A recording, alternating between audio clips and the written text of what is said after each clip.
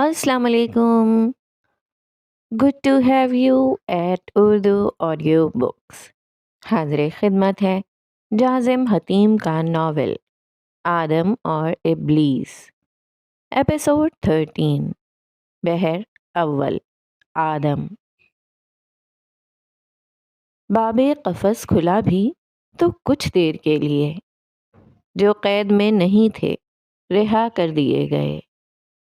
ہم کو ہماری نیند بھی پوری نہیں ملی. لوگوں کو ان کے خواب جگا کر دیے گئے.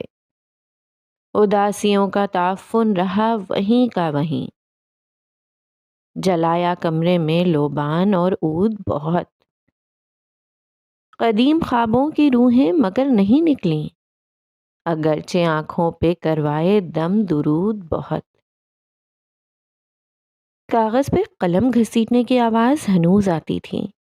ٹیبل لیمپ کی روشنی میں ایک جملہ نظر آتا تھا، اور پھر اس طرح شہزادے نے شہزادی کے سارے خواب چھین لیے.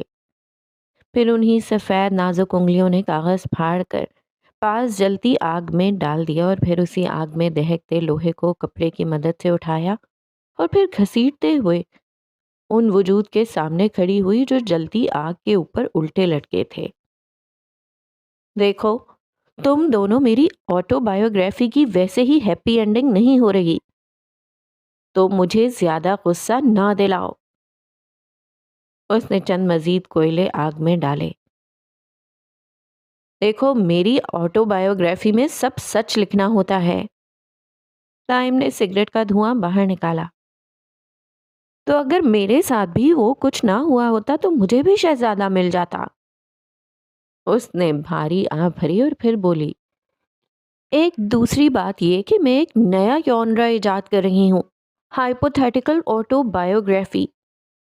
اسے دوسرے لفظوں میں فینٹیسی بھی کہتے ہیں.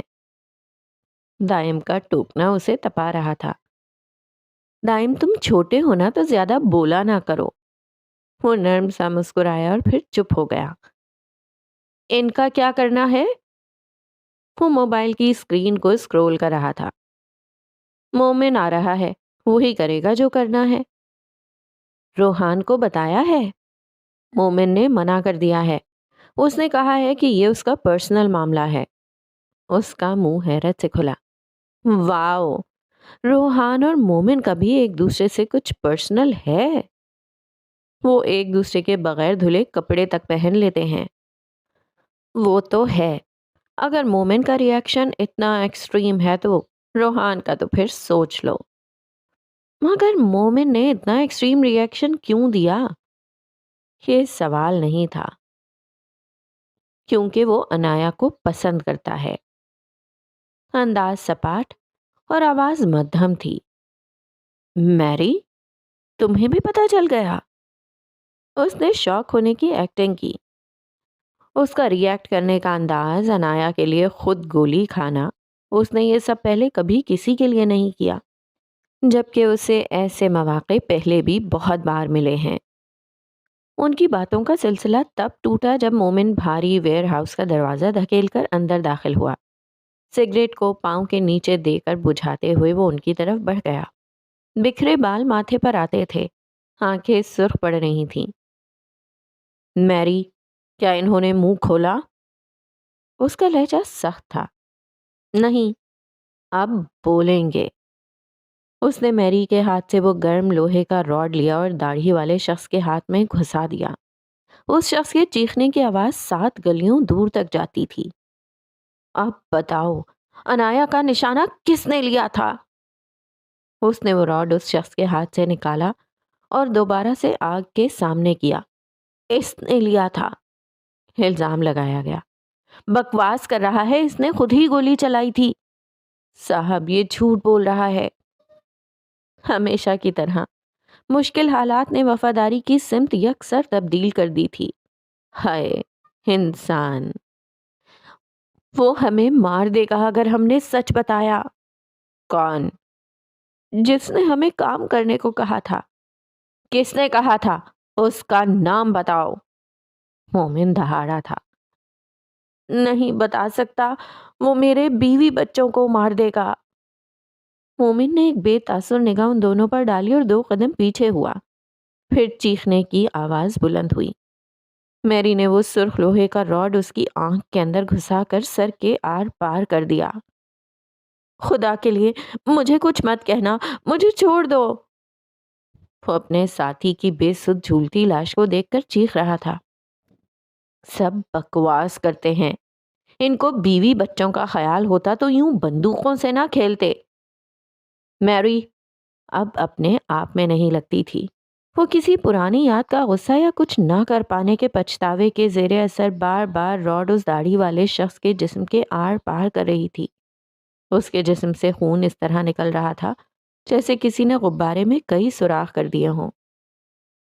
اوکے، میرے پاس وقت نہیں ہے، جلدی سے منہ کھولو، نہیں تو تمہارا حال بھی اس جیسا ہی ہو جائے گا۔ یہ دھمکی نہیں، حقیقت تھی۔ دائم، تم ادھر آؤ۔ تم مجھے کہہ رہے تھے نا کہ تم نے کبھی کسی کے ساتھ ایسا کچھ نہیں کیا، تو آؤ، شاباش، آج تم ٹرائی کرو۔ نہیں نہیں بہن، میں یہاں ہی ٹھیک ہوں، یہ میرے بس کا روگ نہیں، اور ایسے کام تو بس تم اور روحان ہی کر سکتے ہو۔ سوچ لو۔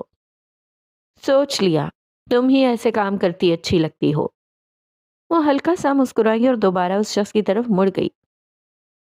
نہیں بتاؤ گے؟ اس کا لہجہ نرم تھا۔ وہ مجھے مار دے گا۔ اس نے تعصب سے سر جھٹکا۔ مومن، تم گھر جاؤ، صبح تک تمہیں اس کا نام بتا دوں گی۔ مومن بنا کچھ کہے واپس جانے کے لیے مڑا اور سردر دروازے سے باہر نکل گیا۔ میں بھی جاؤں؟ رائم نے انگلی سے اپنی طرف اشارہ کیا اور کچھ قدم پیچھے کی طرف لیے۔ نہیں۔ کیوں؟ ایک لڑکی کو اکیلے چھوڑ کر جاتے ہو، تمہیں شرم نہیں آئے گی؟ نہیں، وہ بے پرواہی سے بولا۔ کیوں؟ اس نے معصوموں والی شکل بنائی۔ لڑکی تو دیکھو۔ اس نے ہاتھ کے اشارے سے اس پر طنز کیا اور پھر بات جاری رکھی۔ باجی جی، جو عورت ہاتھی مار گرائے اسے عام لوگوں کا کیا خوف ہوگا؟ انداز تمسخرانہ تھا۔ بات تو تمہاری صحیح ہے، مگر پھر بھی یہ ایٹیکیٹس کے خلاف ہے۔ واہ، دیکھو، ایٹیکیٹس کی بات کون کر رہا ہے؟ اس نے طنز کیا تھا۔ ویسے میری، تم یہاں کیسے آئیں؟ گاڑی سے۔ ویسے میرے پاس الحمدللہ BMW ہے۔ مغروریت ناک پر چمکتی تھی۔ وہ الگ بات ہے کہ تمہیں گاڑی روحان نے لے کر دی ہے۔ اس نے میری کی بات مکمل کی۔ پر نام تو میرے ہے، بے شک پیسے روحان نے دیے ہوں، اس سے فرق نہیں پڑتا۔ کون سا اس کے پاس ثبوت ہیں؟ میں سیریس ہوں۔ تمہارے ساتھ کیا ہوا تھا ماضی میں؟ بہت لمبی کہانی ہے۔ پوری رات پڑی ہے، تم سنانے والی بنو۔ ضد عروج پر تھی۔ مطلب تم نے سن کر ہی چین لینا ہے؟ ہاں۔ ٹھیک ہے، مگر پھر مجھے ٹوکنا مت بیچ میں۔ اوکے۔ وہ کہانی سناتی گئی اور ایک تصویر بنتی گئی۔ سن 1999، بلوچستان۔ آسمان ہنوز چمکتا تھا، کوئی بادل نہ تھا، گرمی اپنے جوبن پر تھی۔ ایک گھر میں کچھ بچے پسینے سے شرابور کچے صحن میں بھاگ رہے تھے۔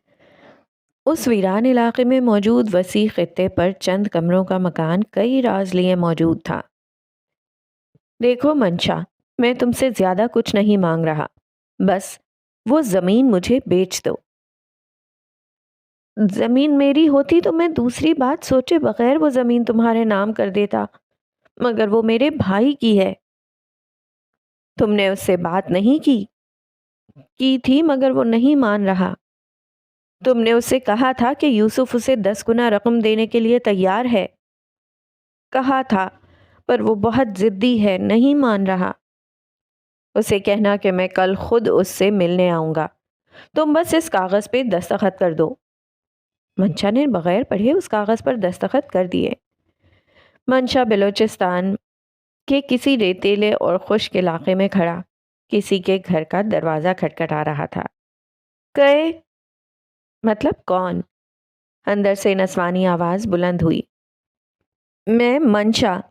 شہدا دروازہ کھولو. سلام براس. سلام بھائی صاحب. اس نے لوہے کی زنجیر پیچھے کرتے ہوئے دروازہ کھولا. سلیم گھر میں ہے؟ منشا کی نظروں میں عزت تھی. اس کی نظریں ایک بار بھی اپنے بھائی کی عورت پر نہیں اٹھتی تھیں. انا. اس نے اپنی چادر درست کی اور پھر بولی. اندر آ جائیں، میں مہمان خانہ کھولتی ہوں. نہیں، میں ٹھیک ہوں، سلیم کے آنے تک باہر انتظار کروں گا. جی بہتر. 15 منٹ بعد سلیم گھر واپس آیا اور منشا کو اپنے ساتھ اندر لے گیا. حجاب گڑیا. انہوں نے گھر کے اندر داخل ہو کر اپنی سب سے چھوٹی بیٹی کو آواز لگائی. ابو. 5 سالہ بچی بھاگتی ہوئی کمرے میں داخل ہوئی اور اپنے باپ سے چمٹ گئی. ابو زند، ابو کی جان. سلیم نے اپنی بیٹی کو گود میں لیتے ہوئے اس کے گال چومے تھے. منی دوپٹہ. میرا دوپٹہ. بچی نے کسی بوڑھی عورت کی طرح سر پر دوپٹہ درست کیا. سلیم، لڑکیوں کو اتنا لاڈ نہیں دینا چاہیے. یہ میرا مسئلہ ہے، تمہارا نہیں. جس کام سے آئے ہو وہ کہو. ان کا لہجہ سخت ہوا تھا. تم زمین کیوں نہیں بیچ دیتے اس کو؟ ہم وہ بلوچی کے بجائے اردو میں بات کر رہے تھے تاکہ گھر کی کسی عورت کو ان کی باتیں سمجھ نہ آئیں. میں پہلے بھی بتا چکا ہوں کہ یہ زمین ہماری میراث ہے اور مرد کبھی اپنی جگہ نہیں چھوڑتا. عقل کر سلیم. یوسف تمہیں اس خشک زمین کے 8 کروڑ دے رہا ہے. ایسی زمین کوئی 8 لاکھ کی نہ خریدے. عقل کر لے تھوڑی سی. سلیم نے غصے سے اپنے چھوٹے بھائی کے منہ پر تھپڑ دے مارا. میں تم سے بڑا ہوں، تمہاری ہمت کیسے ہوئی مجھ پر چلانے کی؟ سلیم کے اعصاب تن چکے تھے. سلیم. اس نے چاقو سلیم کے پیٹ میں گھسا دیا. منشا، میرے بچے ابھی چھوٹے ہیں. اس کے الفاظ ٹوٹ کر ادا ہوئے. وہ زمین پر گرا اور پھر خون کا تالاب بنتا گیا. پھر حجاب اور شہدا کو بتایا گیا کہ سلیم بدکردار تھا. اس کو غیرت کے نام پر قتل کر دیا گیا کیونکہ وہ قبیلے کا نام خراب کر رہا تھا. میری حال میں یہ سب سنا رہی تھی. منشا نے جن کاغذوں پر دستخط کی تھی ان پر کیا لکھا تھا؟ سوال دائم نے کیا تھا. یوسف انسان کے جسم میں شیطان تھا. اس رات جب منشا نے کاغذوں پر دستخط کیے تو اس نے بغیر پڑھے کیے تھے. ان کاغذوں پر کیا لکھا تھا؟ میری ہلکا سا مسکرائی. وہ مکافات عمل کے کاغذ تھے. جب منشا نے ان پر دستخط کر دیا تب یوسف نے اسے بتایا کہ جن کاغذوں پر اس نے دستخط کیا ہے ان کے مطابق وہ اپنے بیوی بچے یوسف کو بیچ رہا ہے. پھر کیا ہونا تھا؟ یوسف نے منشا کو سلیم کو قتل کرنے کا کہا. اگر وہ قتل نہیں کرے گا تو یوسف منشا کے خلاف جرگہ بٹھائے گا اور پھر منشا کو غیرت کے نام پر قتل کر دیا جائے گا. اس نے ایک بھاری سانس خارج کی. یوسف نے منشا کی زندگی کی شرط یہی رکھی تھی، اپنی بقا کے لیے دوسرے کو قتل کرنا تھا. سلیم کے مرنے کے بعد اس کے بیوی اور بچوں کا کیا ہوا؟ سورج کی گرمی سب کچھ جھلسا رہی تھی. گھنے درخت کے سائے تلے کئی لوگ بیٹھے ہوئے تھے. سر پر پگڑیاں باندھے جرگے میں موجود لوگوں نے فیصلہ سنا دیا تھا. منشا کو جان سے مار دیا جائے. منشا کو کیوں مارا تھا؟ دائم کے سوال پر میری ہلکا سا مسکرائی تھی. یوسف کا اصول تھا، اگر کوئی کام کا نہ رہے تو اسے جان سے مار دو، اور منشا اس کے کسی کام کا نہیں رہا تھا. کیوں؟ کیونکہ جب سلیم مرا تو اس نے پہلے سے وصیت کر رکھی تھی کہ وہ زمین اس کے مرنے کے بعد اس کی بیٹی حجاب کو ملے گی، اور اگر حجاب کو کچھ ہو جائے تو وہ زمین حکومت کو دے دی جائے گی. وہ حکومت کو زمین کیوں دینا چاہتا تھا؟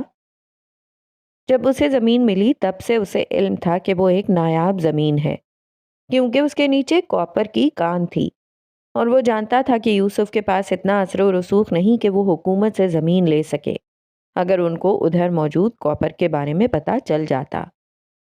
پھر حجاب کے ساتھ کیا ہوا؟ یوسف نے حجاب کو گود لے لیا. پھر میری بولتی گئی اور منظر بنتا گیا۔ گرمی سے مضطراب تھا زمانہ زمین پر، بھن جاتا تھا دانا جو گرتا تھا زمین پر۔ اس دن بہت گرمی تھی، انتہا کی گرمی۔ ریتیلی زمین ہیروں کی مانند چمکتی تھی۔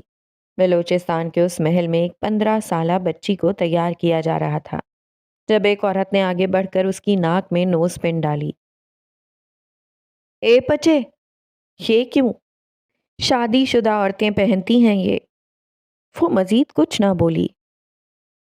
حجاب سلیم ولد سلیم احمد، آپ کو سیف اشرف ولد اشرف اکرم اپنے نکاح میں قبول ہے؟ قبول ہے۔ اس کے بعد اس کی زندگی بہت اچھی ہو گئی تھی، ہر صبح روشن اور ہر رات سکون سے بھری۔ ان کا ایک بیٹا بھی تھا، حسام سیف۔ اس نے ایک دکھ بھری سانس خارج کی۔ پھر دائم کی دلچسپی بڑھ چکی تھی۔ پھر کیا؟ جھونکا چلا جو آب خنک کا تو سب بہا لے گیا۔ مطلب؟ مومن اس دن بہت سردی تھی، ریتیلے علاقے کی جسم کو جما دینے والی سردی۔ رات کے اس پہر حجاب کا دل ڈوب رہا تھا۔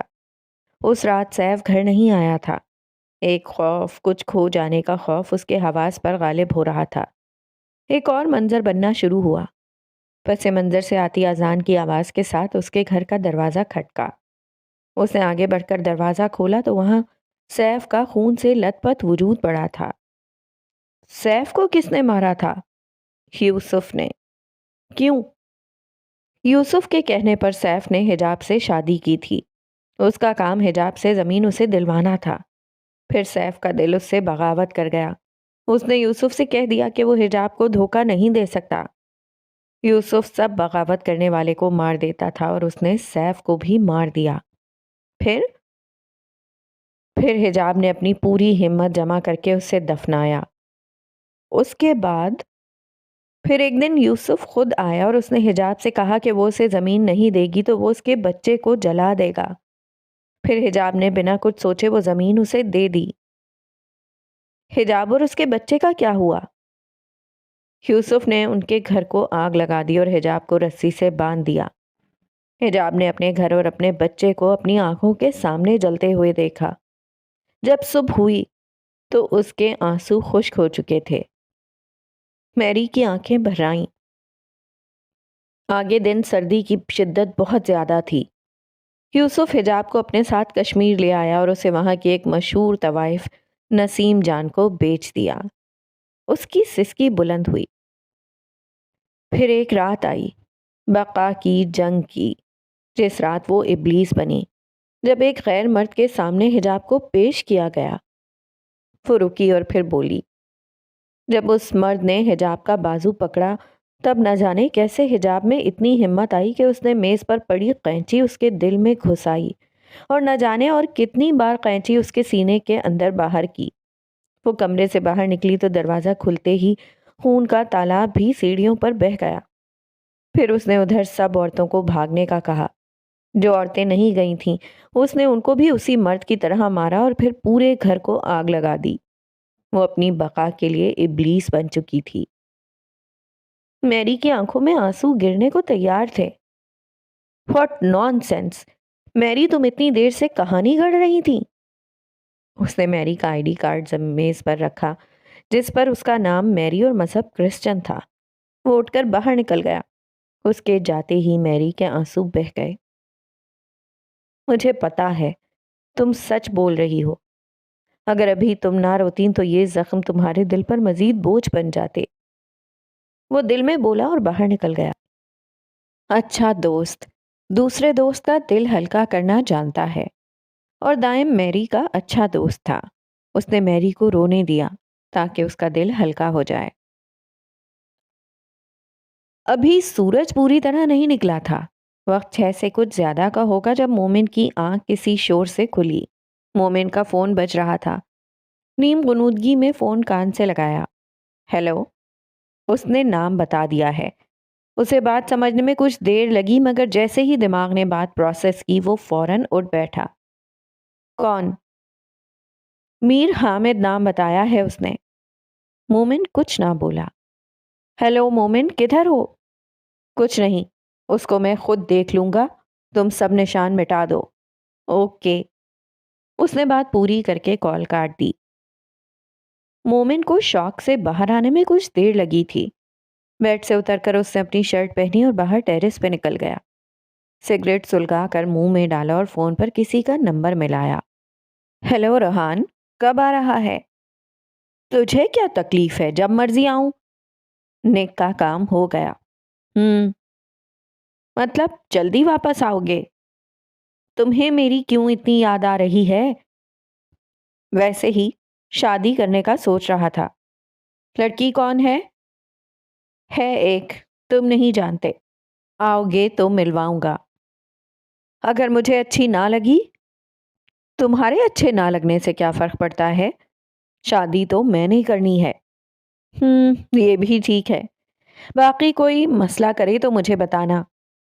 मसला तो बस लड़की का भाई ही करेगा। उसके भाई की ऐसी की तैसी। रोहान ने लड़की के भाई को 3-4 गालियां और निकाली और फिर फोन बंद कर दिया। इसे पता चल जाए कि लड़की का भाई वो खुद है तो वो मेरा जनाजा निकालने में देर नहीं करेगा। वो आसमान की तरफ देखते हुए बोला था। मोमिन की सफ़ेद रेंज रोवर कच्चे इलाके में दाखिल हुई। सड़क के दाएं बाएं खेत थे जिसमें गंदुम की नन्ही नन्ही बेलें ताजगी का सहर कायम करती थीं। उसने गाड़ी नहर के किनारे रोकी और बाहर उतर के अपने कंधों पर चादर दुरुस्त की। सफ़ेद कमीज शिकनजदा हो चुकी थी। उसने एक तायराना निगाह उस सफ़ेद फूलों वाले घर पर डाली और फिर कदम उस घर की तरफ बढ़ा दिए। वक्त की यादें थीं जो भंवर की सूरत इख्तियार कर चुकी थीं। वो मुस्कुरा रहा था क्योंकि उनमें से एक याद भी बुरी नहीं थी। एक नस्ली बंदे की निशानी होती है कि वो दूसरे के उन पर बुरे वक्त में किए गए एहसान सारी जिंदगी नहीं भूलता, और ना ही उनकी गर्दन कभी अपने मुखलिस के सामने उठती है। वो भी नस्ली था जो इस तरह बरसों बाद भी गर्दन झुकाए वहां चला आता था। 10 मरले पर बना मिट्टी का कच्चा घर, जिसके बाएं कोने पर मिट्टी का एक छोटा सा कमरा था। गुसल खाना बाएं जानिब था। कच्चा सहन फलदार दरख्तों से भरा हुआ था। सब लोग उस घर को बाग वाला घर कहते थे। मोमिन ने आगे बढ़कर दरवाजे पर दस्तक दी और चंद कदम पीछे हुआ। दरवाज़ा एक बूढ़ी औरत ने खोला। छोटा कद, सफ़ेद रंगत और पुरनूर चेहरा। बिलाशुबा वो खूबसूरत थीं। उन्होंने मोमिन के मुंह पर प्यार दिया और उसका हाथ पकड़ के उसे अंदर ले गईं। शेर पुत्र कलाही। वो मोमिन के सामने वाली चारपाई पर बैठी। जी। मोमिन की नज़र उस दीवार पर गई जो 20 साल बाद भी वैसी ही थी। एक बचपन की याद हवा में लहराई। फजर की आजानें हो रही थीं जब जन्नत बी के घर की दीवार से किसी ने एक छोटा सा बच्चा घर के अंदर फेंका। दीवारें इतनी ऊंची नहीं थी, इस वजह से मोमिन को चंद खराशें आई थीं। कुछ सालों का वो बच्चा शिद्दत से रो रहा था। जन्नत बी के शौहर ने उस बच्चे को गोद में उठाया और अपनी चादर के अंदर कर लिया। जन्नत, चा इसनू ते अगी कोल भाल में बार वेख के आड़ा। वो मोमिन को उनके पास छोड़कर बाहर चले गए। काफी देर के बाद वापस आए तो मोमिन जन्नत बी की गोद में बैठा उबला अंडा खा रहा था। मोमिन के मोटे लाल गाल सुर्ख हो रहे थे। शेर जमान ने मोमिन को दोबारा से अपनी चादर के अंदर ले लिया। पता नहीं किस दा एडा सोड़ा जाकत है। जमान साहब ने जन्नत बी के हाथ से गर्म चाय की प्याली ली। अल्लाह हसानू तोहफा देता है। उनकी कोई औलाद नहीं थी तो उनको वो बच्चा अपना बनाने में देर नहीं लगी थी। वो मोमिन के पहले दोस्त और मोमिन उनका आखिरी दोस्त था। एक की पहली दोस्ती और दूसरे की आखिरी दोस्ती। जोड़ी वाकई अच्छी थी। जन्नत भी पूरा दिन मोमिन को गोद में उठाए फिरती थी।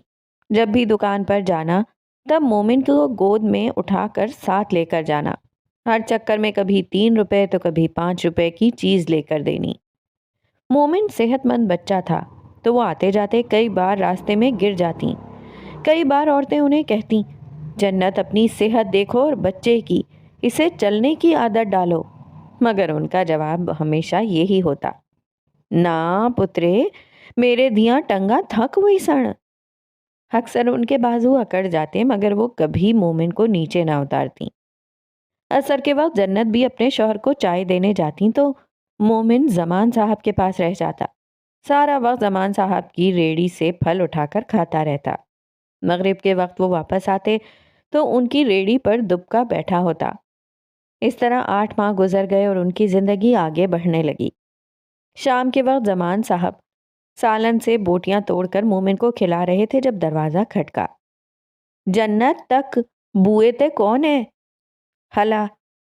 دوپٹے سے ہاتھ صاف کرتی وہ دروازے کی طرف بڑھی اور دروازہ کھولا۔ سامنے برقعے میں ایک خاتون کھڑی تھیں۔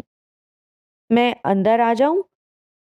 جنت بھی نے بنا کچھ کہے اسے راستہ دے دیا۔ باہری قدم لیتی وہ اندر داخل ہوئیں۔ زمان صاحب نے مومن کو اپنی گود میں بٹھایا۔ جب اس عورت کی نظر مومن پر پڑی تو اس کے لب بے اختیار ہلے۔ میرا بیٹا مومن، میرا بیٹا۔ انہوں نے مومن کو گود میں اٹھایا، پھر سینے سے لگایا اور باری باری دونوں گال چومے۔ آنسو تھے جو رکنے کا نام ہی نہیں لے رہے تھے۔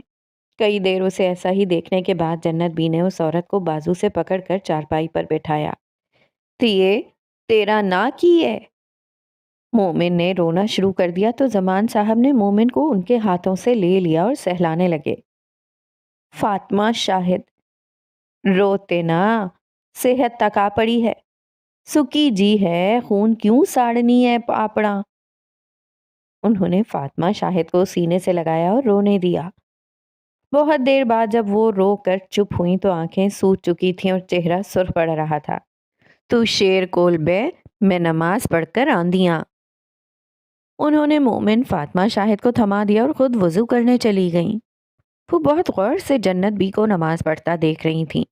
جب آخر کار فاطمہ شاہد نے ان سے سوال پوچھ ہی لیا، کیا نماز پڑھ کر واقعی سکون ملتا ہے؟ جنت بھی جائے نماز سے اٹھ کر فاطمہ کے ساتھ بیٹھ گئیں اور ان کے سر میں ہاتھ پھیرتے ہوئے بولیں، جب انسان کو دنیا سے دھتکار ملے تو خدا کے سامنے حاضر ہونے سے سب سے زیادہ سکون ملتا ہے۔ جب دل کی آنکھ کھل جائے تو انسان کو سکون صرف نماز سے ہی ملتا ہے۔ خالی سجدوں سے سر پھوٹتا ہے۔ سکون کے لیے دل میں خدا ہونا ضروری ہے۔ فاطمہ شاہد بس جنت بی کے چمکتے چہرے کو دیکھ رہی تھیں۔ انہیں ان کے چہرے کے نور پر رشک آیا تھا۔ میں بھی نماز پڑھنا چاہتی ہوں، سکون کے لیے۔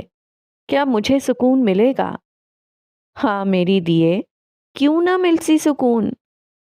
انہوں نے فاطمہ شاہد کی کمر پر ہاتھ پھیرا اور برائے نام بنے چولہے کو سیکنے لگیں۔ فاطمہ شاہد نے آسمان کی طرف دیکھا تو انہیں اپنے شوہر مرتضیٰ حامد کے ساتھ گزارے وہ پل یاد آئے جب وہ ان کی محبت میں گرفتار ہوئی تھیں۔ اپنے برقعے کے بازو موڑتے ہوئے انہوں نے ہاتھ پانی کے نل کے نیچے رکھے۔ جب انہیں اپنے ہاتھ میں مرتضیٰ کی دی ہوئی انگوٹھی کو دیکھا تو ایک طنزیہ مسکان ان کے چہرے پر ابھری اور پھر انہوں نے وہ انگوٹھی اتار دی۔ وضو کر کے وہ جب واپس آئیں تو جائے نماز کو کئی دیر یوں ہی دیکھتی رہیں۔ جب دوبارہ انہوں نے جنت بی سے سوال کیا، کیا گناہ گاروں کی نماز بھی قبول ہوتی ہے؟ وہ زمین کی طرف دیکھ رہی تھیں۔ نماز کی توفیق بھی اللہ کسی کسی کو دیتا ہے۔ اگر وہ تجھے گناہ گار سمجھتا ہوتا تو کیا تو ایسے وضو کیے جائے نماز پر کھڑی ہوتی؟ وہ فاطمہ کی طرف نہیں دیکھ رہی تھیں۔ چلو اب نماز پڑھ لو، وقت نکل جائے گا۔ کپڑے کی مدد سے روٹی توے پر گھماتے ہوئے بولیں، جی اچھا۔ فاطمہ شاہد نے بنا کچھ کہے دونوں بازو باندھ لیے اور دنیا سے غافل نماز میں سکون ڈھونڈنے لگیں۔ وہ دعا مانگ رہی تھی جب جنت بھی ہاتھ میں کھانا پکڑے ان تک آئیں۔ سکون ملیا؟ فاطمہ شاہد نے بھیگی آنکھوں سے ان کی طرف دیکھا اور پھر سر ازبات میں ہلایا۔ چل میرا پت، روٹی کھا کن۔ انہوں نے چارپائی پر روٹی رکھی اور ادھر ہی پاس میں بیٹھ گئیں۔ فاطمہ شاہد نے بنا کچھ کہے کھانا شروع کر دیا۔ رات کا آسمان صاف تھا۔ چارپائیاں ایک قطار میں بچھی ہوئی تھیں۔ سب سے پہلی چارپائی پر فاطمہ شاہد، دوسری پر مومن اور جنت بھی، اور تیسری چارپائی جو کچھ فاصلے پر بچھی تھی اس پر زمان صاحب سو رہے تھے۔ رات کے کسی پہر فاطمہ شاہد کی پیاس سے آنکھ کھلی تو انہیں جنت بی کی چارپائی خالی نظر آئی۔ پانی پینے کے بعد انہوں نے آس پاس نظر دوڑائی تو کمرے کی لائٹ آن نظر آئی۔ وہ اندھیرے میں ایک اندازے سے کمرے کی طرف بڑھ گئیں۔ کمرے کا دروازہ دھکیلا تو جنت بھی تہجد کی نماز ادا کر رہی تھیں، تو فاطمہ شاہد بھی ان کے پاس ادھر ہی زمین پر بیٹھ گئیں۔ پتر، نیندر پوری ہوئی؟ سلام پھیر کر پہلا سوال یہ کیا۔ جی۔ فاطمہ شاہد کی آنکھوں میں آنسو تھے۔ آپ نے مجھ سے کیوں نہیں پوچھا کہ میں یہاں کیوں آئی ہوں؟ الفاظ ٹوٹ ٹوٹ کر ادا ہوئے۔ پتر، اسلام وچ مہمان کولوں سوال نہیں پوچھ دے، انہاں نی خدمت کر دینے۔ فاطمہ شاہد کو آج احساس ہوا تھا کہ دنیا میں ہر کوئی مادہ پرست نہیں ہوتا۔ آپ نے مومن کا اتنا خیال رکھا، آپ کا بہت شکریہ۔ انہوں نے نظریں جھکا لیں۔ شیر زمان یعنی مومن تے ساڈے گھر دی رونق واپس لان دیے۔ انہوں نے فاطمہ شاہد کی تھوڑی کے نیچے ہاتھ رکھ کر ان کا منہ اوپر کیا۔ تو ساڈے نال رہ سکتی ہے، تیرے کولوں کوئی کسی قسم دا سوال نہ کرسی۔ بہت شکریہ جنت بھی۔ انہوں نے فاطمہ شاہد کے آنسو صاف کیے اور انہیں سینے سے لگا لیا۔ دن ایسے ہی گزرنے لگے، مگر جنت بی نے فاطمہ شاہد سے کبھی ان کے ماضی کے بارے میں کوئی سوال نہ کیا۔ پھر ایک دن تپتی دوپہر میں جنت بھی روٹیاں سیک رہی تھیں۔ فاطمہ شاہد نے لسی کے اوپر سے مکھن جمع کر کے اس کو برتن میں ڈالا اور ادھر ہی پاس میں رکھ دیا۔ وہ بڑے غور سے جنت بی کو توے پر روٹی سیکتے دیکھتی رہیں، جب آخرکار ان کا صبر ٹوٹ گیا۔ جنت بی، ہاں دیے، آپ نے مجھ جیسی ایک انجان کو کیوں گھر میں پناہ دی؟ تو شیر زمان دی ماں وے، اے گل ساڈے آستے جان ہے۔ فاطمہ شاہد نے جنت بی کی طرف دیکھا جن کے چہرے پر پسینے کے چند قطرے چمکتے تھے۔ میں دل ہلکا کرنا چاہتی ہوں، آپ کیا میری بات سنیں گی؟ امید بھری نگاہ ان پر ڈالی، جس کے جواب میں جنت بی نے سر اسبات میں ہلایا تھا۔ میں 18 سال کی تھی جب کالج مکمل کیا۔ ہمارے ہاں میٹرک کے بعد لڑکیوں کی شادی کر دی جاتی تھی۔ میں بہت مشکل سے لڑ جھگڑ کر ابو کو اس بات پہ منا لیا کہ مجھے بھی بھائیوں کی طرح پڑھنے بیرون ملک جانا ہے۔ بارش ہنوز برستی تھی، تیز ہوا جسم میں مردہ خانے جیسی سرسراہٹ قائم کرتی تھی۔ میں زبان دے چکا ہوں، تمہاری شادی تمہارے پھوپھی ذات سے ہی ہوگی۔ شاہد انور اپنی راکنگ چیئر پر بیٹھے ہوئے تھے، ان کا لہجہ اٹل تھا۔ تو میں نے کون سا شادی سے انکار کیا ہے، میں بس پڑھائی مکمل کرنے کے بعد شادی کرنا چاہتی ہوں۔ وہ بضد تھیں۔ ناممکن، فیصلہ سنا دیا گیا تھا۔ ٹھیک ہے پھر، ایسا تو ایسا ہی صحیح، میں مر جاؤں گی مگر پڑھائی مکمل کرنے سے پہلے شادی نہیں کروں گی۔ مر جا پھر۔ شاہد انور کا انداز سخت تھا۔ ٹھیک ہے، پھر جو ہوگا اس کے ذمہ دار آپ خود ہوں گے۔ وہ غصے میں کہتی کمرے سے باہر نکل گئیں۔ پھر جنت بھی پورے گھر میں شور مچ گیا کہ فاطمہ کمرہ نہیں کھول رہی۔ وہ بھیگی آنکھوں کے ساتھ مسکرائیں۔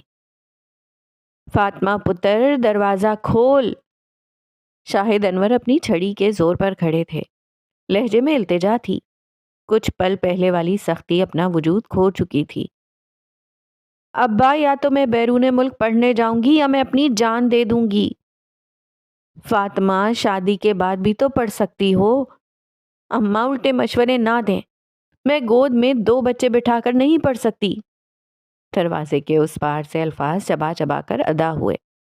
الٹی بات مت کیا کر، اماں تو پھر غلط بات نہ کریں کہ غلط جواب سننا پڑے۔ رسی کا پھندا اپنے گلے میں ڈال لیا تھا۔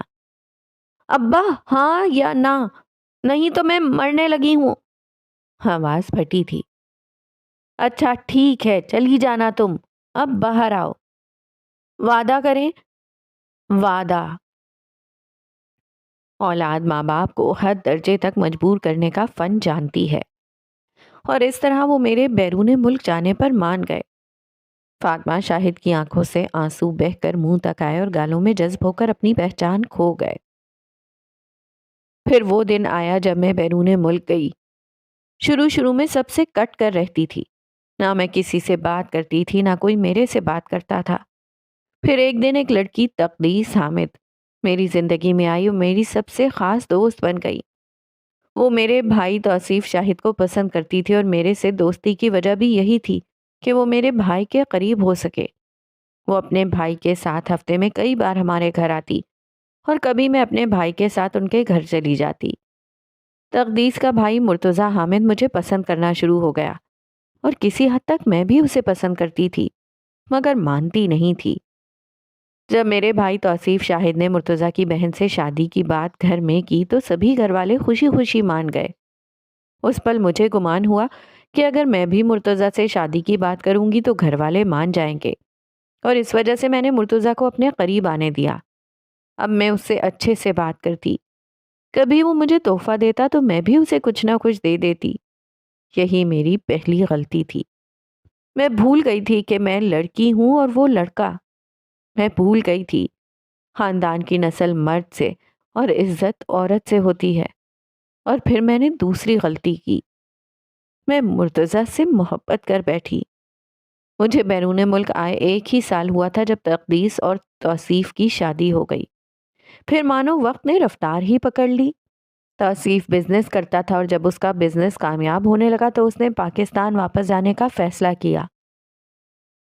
پھر ایک دن آیا، میری تعلیم مکمل ہو گئی اور اب میرے پاس کوئی وجہ نہیں بچی تھی شادی ٹالنے کی۔ میں نے بہت ہمت کر اپنے گھر بتایا مگر وہ چپ ہوئیں۔ ایک کابوس ان کے خیال سے ٹکرایا۔ ابا، میں کیسے کسی ایسے شخص سے شادی کر لوں جسے میں پسند بھی نہیں کرتی؟ فاطمہ، میں مر سکتا ہوں پر اپنی زبان سے مکر نہیں سکتا۔ تم پیدا ہونے سے پہلے نگین کے بچے کے نام کر دی گئی تھیں۔ ابا، آپ میری بات کیوں نہیں سمجھ رہے؟ میں مرتضیٰ کے بغیر مر جاؤں گی۔ فاطمہ، تم اپنے باپ کی پگڑی پیروں تلے کچل دیتی مگر یہ حرکت نہ کرتی۔ آج سے تم ہمارے لیے مر گئی ہو، خدا کرے تم کبھی خوش نہ رہو۔ جس رات میں اپنے گھر والوں سے باغی ہوئی تھی اس رات میرے باپ نے مجھے بد دعا دی تھی اور پھر اس بد دعا نے میری تقدیر بدل ڈالی۔ شروع کے کچھ سال بہت اچھے گزر رہے تھے۔ ہم نے اپنا فیشن ہاؤس بنایا اور دن رات اس کا نام بنانے میں ایک کر دیا۔ اسی دوران مومن ہوا۔ اس کچھ عرصے میں مرتضیٰ سے دور ہو گئی تھی اور اس بات کا فائدہ ایک عورت نے اٹھایا اور وہ مرتضیٰ کے قریب آتی گئی۔ خدا غارت کرے ایسی عورتوں کو، شادی شدہ مردوں پر دل ہار بیٹھتی ہیں۔ ایک عورت کا ہو کر انہیں دوسری عورت کا گھر بگاڑنے میں خوف بھی نہیں آتا کہ انہوں نے خدا کو منہ بھی دکھانا ہے۔ فاطمہ شاہد کی سسکی بلند ہوئی تھی۔ پھر ایک رات آئی جب مجھے پتا چلا کہ وہ اور مرتضیٰ شادی کر چکے ہیں۔ میں اس رات بہت مجبور محسوس کر رہی تھی۔ کاش لڑکیاں وقت پر یہ جان جائیں کہ مفت میں ہاتھ لگی چیز کی قدر کوئی نہیں کرتا۔ اور اس رات مجھے بھی اپنا وجود بہت سستا محسوس ہوا تھا۔ اس رات مجھے میرے ابا بہت یاد آئے تھے، ان کی بددعا یاد آئی تھی۔ میں بھول گئی تھی کہ دکھی دل کی آہ بہت جلد آپ کو آ جکڑتی ہے۔ آج میری پکڑ کا وقت تھا۔ وہ بہت زور سے رو رہی تھیں۔ جنت بھی۔ پھر ایک رات مرتضیٰ نے مجھے اور مومن کو جان سے مارنے کی کوشش کی۔ وہ رات جس رات آپ کے گھر میں مومن کو پھینکا تھا، اس رات میرے کندھے پر گولی لگی تھی۔ اگر میں مومن کو ادھر نہ چھوڑتی تو شاید اس رات ہم دونوں مر جاتے۔ ان کی آواز بلند ہو رہی تھی۔ میں پہلے اپنے والد کے پاس واپس گئی مگر جس طرح ایک بار میں ان سے باغی ہوئی تھی اس بار وہ میری بات سننے سے باغی تھے، وہ میری پہچان سے باغی تھے۔ مگر میں جانتی تھی کہ انہوں نے ہر جگہ یہی بتا رکھا تھا کہ میں مر چکی ہوں۔ پھر میں میر حامد یعنی مومن کے دادا کے پاس گئی مگر وہ بھی میری مدد سے انکاری تھے۔ جب میرے پیچھے بہت سے لوگ مجھے اور مومن کو مارنے آنا شروع ہو گئے تب میں نے مومن کو آپ کے گھر چھوڑا۔ اب میرے پیچھے لوگ نہیں آتے ہیں، نہ اب مجھے ڈر لگتا ہے کیونکہ میرے اندر کینسر کی رسولیاں پھٹ چکی ہیں اور میرے پاس زندہ رہنے کے لیے وقت بہت کم ہے، شاید اتنا کہ میں کچھ وقت مومن کے ساتھ گزار لوں۔ شاید میں اللہ سے نافرمانی کی معافی مانگ لوں۔ ان کا سانس گھٹ رہا تھا۔ جنت بھی، آپ میرے بعد مومن کا خیال رکھیے گا، کہیں میری بدنصیبی مومن کو ہی نہ لگ جائے، اور یہ خط مومن کو تب دیجیے گا جب اسے فیصلہ کرنے میں مشکل ہو۔ انہوں نے وہ خط جنت بی کو دیا۔ دور سے عصر کی آذان بلند ہوئی۔ میں نماز پڑھ لوں، وہ یہ کہتی ہوئی وہاں سے اٹھ گئیں۔ حال میں جنت بھی یہ سب مومن کو بتا رہی تھیں۔ مومن، تمہاری ماں بہت اچھی تھی، اس نے یہ خط تمہیں دینے کو کہا تھا۔ ان خطوط میں مومن کے خط کے ساتھ باقیوں کو بھیجے ہوئے خطوط کی بھی ایک نقل تھی۔ پہلا خط، معافی کے نام۔ ابا، مجھے یقین ہے آپ میرا خط پڑھیں گے۔ جب تک آپ کو یہ خط ملے گا میں مر چکی ہوں گی۔ مجھے پتا ہے میرا کیا معافی کے قابل نہیں، مگر خدا کے لیے مجھے معاف کر دیجیے گا تاکہ اللہ میری دوسری منزل آسان کرے۔ آپ کو ہمیشہ کی طرح مجبور نہیں کروں گی، بس درخواست کروں گی، باقی آپ کو جو صحیح لگے۔ آپ کی معافی کی طلبگار، فاطمہ شاہد۔ دوسرا خط، درخواست محشر۔ اماں، میری اماں جان، اب تک تو یقیناً میری تدفین ہو چکی ہوگی، مگر میں نے آپ کی آنکھ میں آنسو دیکھے تھے۔ مجھے یقین ہے آپ میرے سے نفرت تو نہیں کرتی ہوں گی۔ آپ کو دکھ دینے کے لیے معافی چاہتی ہوں۔ اماں، مجھے اندھیرے سے بہت بہت ڈر لگتا ہے، اور قبر سے تو بہت ہی ڈر لگتا ہے۔ پتہ نہیں تب اس اندھیرے میں میری مدد کے لیے کون آئے گا۔ میرے آخرت کی آسانی کے لیے دعا کیجیے گا، اور روز قیامت مجھ سے منہ نہ موڑیے گا۔ آپ کی معافی کی طلبگار، فاطمہ شاہد۔ تیسرا خط، دوستی کے نام۔ تقدیس، تمہیں یہ خط ملنے سے پہلے میں مر چکی ہوں گی، اور دیکھو میں شرط جیت گئی کہ پہلے میں مروں گی۔ میری وجہ سے تمہاری زندگی میں جو مشکلات آئیں اور جو تکلیف پہنچی تو مجھے معاف کر دینا۔ آپ کی معافی کی طلبگار، فاطمہ شاہد۔ چوتھا خط، بھائی کے نام۔ توصیف، بھائی میری شدید خواہش تھی کہ میرے جنازے کو میرا محرم کندھا دے، مگر خط پہنچنے میں 3 دن لگتے ہیں، تو میری یہ خواہش پوری نہیں ہو سکتی۔ تمہیں ساری زندگی تنگ ہی کرتی رہی۔ میری شدید خواہش تھی کہ میں عنایا کو اپنے مومن کی بیوی بنتے دیکھوں، مگر اب جب میں اپنے مالی حالات دیکھتی ہوں تو مجھے لگتا ہے کہ عنایا کے ساتھ زیادتی ہوگی، اس لیے میں تمہیں وعدے سے آزاد کرتی ہوں۔ عنایا کی کسی بہت اچھی جگہ شادی کرنا، اور روحان کو میری طرف سے بہت سا پیار، اور اگر میرے سے کوئی غلطی ہوئی ہو تو مجھے معاف کرنا۔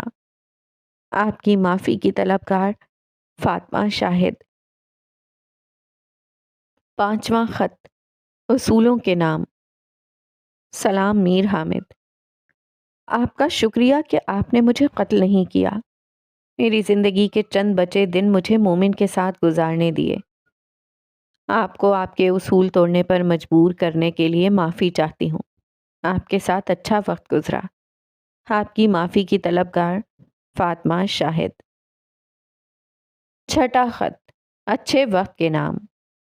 مرتضیٰ حامد۔ ہمارا اچھا وقت گزرا۔ تمہاری نئی زندگی کے لیے تمہیں بہت بہت مبارک۔ اللہ تم دونوں کے نصیب اچھے کرے۔ تمہاری زندگی میں میری طرف سے جو بے سکونی پیدا ہوئی اس کے لیے معاف کرنا۔ آپ کی معافی کی طلبگار، فاطمہ شاہد۔ ساتواں خط، اندھیرے میں اجالے کے نام۔ مومن۔ ایک بار انگلستان کی مشرقی ساحل کے قریب شہر سری میں ایک نجومی جس کا نام اسٹیلا تھا، اس نے میرے ہاتھ دیکھ کر کہا تھا کہ تقدیر نے ڈوریں غلط سمت سے جوڑ دی ہیں۔ اس وقت مجھے سب مذاق لگا تھا، پر جب وہ حقیقت میں تبدیل ہوا تو سچ بہت بھیانک تھا۔ خیر، تم میری زندگی میں اجالے کی طرح ہو۔ مجھے پتا ہے کہ تمہیں میں صحیح طرح سے یاد بھی نہیں ہوں گی، مگر یاد رکھنا، میں تم سے بہت پیار کرتی تھی، میری زندگی میں ہر طرف اندھیرا تھا، پھر تم آئے۔ مجھے معاف کرنا، میری خود غرضی کی وجہ سے تم محرومی کی زندگی گزار رہے ہو۔ مجھے ڈر تھا کہ وہ بعد میں تمہیں نہ مار دیں، اس لیے تمہیں ساتھ لے کر بھاگی تھی۔ میرے پاس تمہیں دینے کو کچھ نہیں ہے، شاید میری بد نصیبی تمہیں بھی چمٹ گئی ہے۔ خیر، جو بھی ہو، ایک اچھی زندگی گزارنا اور میری ایک خواہش پوری کرنا۔ اگر تم استطاعت رکھتے ہو کہ تم مفت میں کینسر کا علاج کرنے والا اسپتال بنا سکو تو ضرور بنانا۔ میری طرح بہت سے لوگ ہوتے ہیں، مجبور اور لاوارث، جن کا سوائے اللہ کے کوئی نہیں ہوتا۔ وہ زندہ رہنا چاہتے ہیں پر وسائل نہ ہونے کی وجہ سے مر جاتے ہیں۔ تم ان کے لیے کچھ کرنا، میری طرح کسی کی بد دعا مت لینا۔ یقین مانو، دکھی دل کی آہ میں بہت طاقت ہوتی ہے۔ ہو سکے تو اپنی زندگی کی تمام تر محرومیوں کے لیے مجھے معاف کرنا۔ تمہاری ماں، فاطمہ شاہد۔ مومن کے آنسو اس کاغذ کے ٹکڑے پر گر رہے تھے، دل میں ٹیسیں اٹھ رہی تھیں۔ وہ فاطمہ شاہد کو ساری زندگی غلط سمجھتا رہا تھا۔ وہ تو بے قصور تھیں۔ قاتل تو میر حامد اور شاہد انور تھے۔ قاتل رواج تھے، فاطمہ شاہد تو بس تقدیر کی ڈوروں سے الجھ گئی تھیں۔ جنت بھی؟ وہ بھیگتی آنکھوں سے انہیں دیکھ رہا تھا۔ ہاں شیر پت، میری ماں کی قبر کہاں ہے؟ اس نے قسم توڑ دی تھی۔ آج وہ اپنی ماں کو بے قصور تسلیم کر چکا تھا۔ چل میرے نال۔ وہ جنت بھی کے پیچھے چلتا باہر نکل گیا۔ گدلی زمین پیروں کو گندا کر رہی تھی، بے چین آنکھیں کسی مری نقطے کو تلاش کر رہی تھیں۔ اب جھاڑیوں کے پیچھے چکنی سبز گھسیلی زمین کا دور دورہ تھا۔ اسی کھلے میدان میں سفیدے کے درختوں سے کچھ فاصلے پر ایک جنگلے کے اندر دو قبریں تھیں۔ ایک قبر پر زمان ولد محمد تورات لکھا تھا اور دوسری قبر پر فاطمہ لکھا تھا۔ کوئی ولدیت نہیں لکھی ہوئی تھی۔ ماما!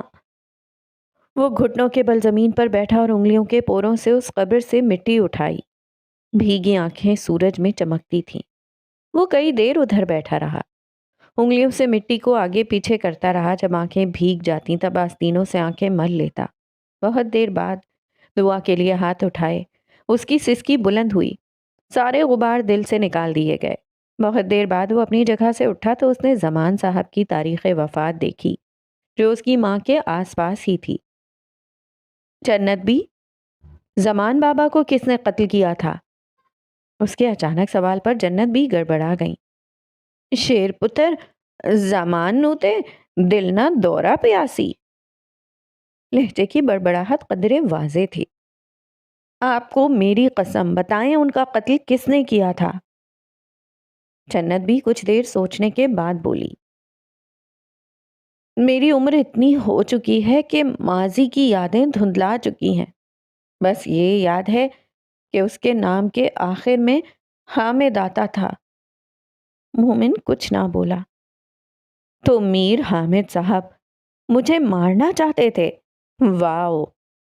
اس نے دل میں سوچا اور پھر بولا، جنت بھی، اس رات کیا ہوا تھا جس رات زمان بابا کو لوگوں نے قتل کیا؟ فاطمہ کی وفات کو کچھ وقت ہی گزرا تھا جب زمان کو رات کے وقت لوگ اپنے گھر کے آگے پیچھے محسوس ہوتے تھے۔ کئی دن ایسا ہی چلتا رہا، مگر گلی میں دیکھنے پر کچھ نہ ہوتا۔ سردیاں دوبارہ سے آ چکی تھیں، ہر سو شدید کورا تھا، بشر کو نگل لیے والا کورا۔ اس رات بھی وہ کورا کسی کو نگلنے والا تھا۔ زمان صاحب کی آنکھ کھلی تو اس وقت کچھ لوگ ہاتھوں میں پستول پکڑے ان کے صحن میں اترے۔ قدموں کی مدھم چاپ کسی کو بھی بیدار کرنے کے لیے کافی تھی۔ مومن کدھر ہے؟ ہمارے گھر میں کوئی مومن نہیں ہے۔ اردو لہجے میں پنجابی کا کچھ عنصر موجود تھا۔ بکواس نہ کر، ہمیں سب کچھ پتا ہے، بچہ ہمارے حوالے کر دے۔ سمان صاحب اکیلے ان کا مقابلہ نہیں کر سکتے تھے۔ انہوں نے جنت بی کو مومن کو لے کر بھاگنے کا اشارہ کیا۔ جنت بی نے سوئے ہوئے مومن کو گود میں اٹھایا اور اندھیرے میں درختوں کے پیچھے ہوتے ہوئے باہر گلی میں نکل گئی۔ सन्नाटे में टहनियों का पाँव के नीचे आकर टूटने की आवाज बुलंद चीखों की मानिंद गूंजती थी। तब भी ऐसा ही हुआ था। हामिद, इसकी औरत बच्चा लेकर भाग रही है, पीछे जाओ उसके, हुक्म दिया गया। वो सब लोग बाहर की तरफ भागे थे। उनके पीछे जमान भी बाहर निकला था। जमान उस जगह का मकामी होने की वजह से वहां के रास्ते बेहतर तरह से पहचानता था। गली के किसी मोड़ पर उन्होंने जन्नत को घेर लिया था। बच्चा हमें दे दे। नहीं दूंगी, वो कुर्राई। 3 गोलियां चलने की आवाज आई। जन्नत ने मोमिन को अपनी चादर के अंदर छुपा लिया। जन्नत, नस जा। उन्होंने आंखें खोली तो जमान उनके सामने खड़े थे। जिस्म से खून रिस रहा था। जन्नत मोमिन को गोद में उठाकर भागी। भीगती आंखों से मुड़कर देखा तो जमान घुटनों के बल जमीन पर गिरे थे। मैं भाग रही थी। मेरे पांव पत्थर लगने की वजह से जख्मी हो चुके थे। मेरी रफ्तार आहिस्ता पड़ रही थी। जब एक वक्त आया कि उन सब लोगों ने हमें फिर से घेर लिया, वो चुप हो गई। जन्नत भी, फिर क्या हुआ? हम कैसे बचे? मोमिन ने उनके दोनों हाथ पकड़े। फिर मगरूर नकूश वाला एक फरिश्ता अपने साथियों के साथ आया और हमें बचा लिया। उसने सबको मार गिराया था। जन्नत भी, वो शख्स कौन था? मुझे उसका नाम नहीं मालूम। वो शख्स तुम्हें अपने साथ ले गया और जब भी तुम्हें स्कूल से छुट्टियां होती थीं तो वो तुम्हें किसी के हाथ मुझसे मिलवाने भेज देता। मोमिन कुछ देर उन्हें दम साधे देखता रहा मगर बोला कुछ भी नहीं। घर चलें, मुझे वापस भी निकलना है। वो जन्नत भी का हाथ पकड़े वापसी की तरफ बढ़ गया। मोमिन की गाड़ी पूरी रफ्तार से रोड पर भाग रही थी। आंखें सुर्ख थीं। एक जगह अगर उसे सुकून मिला था तो कई जगह ख्यालात ने मलमाकार सच से बगावत भी की थी। वो अब उन लोगों को खुद से दूर करना चाहता था जिनसे एक वक्त उसके अच्छे ताल्लुकात रहे थे। शायद वो उसको डर था कि कहीं वो उसके गुस्से की जद में ही ना आ जाए। बाज़ औक़ात चुप होकर पीछे हट जाने से रिश्तों की इज्जत बरकरार रहती है और उसने भी शायद यही सोचा था। मगर तकदीर के खेल तकदीर जाने।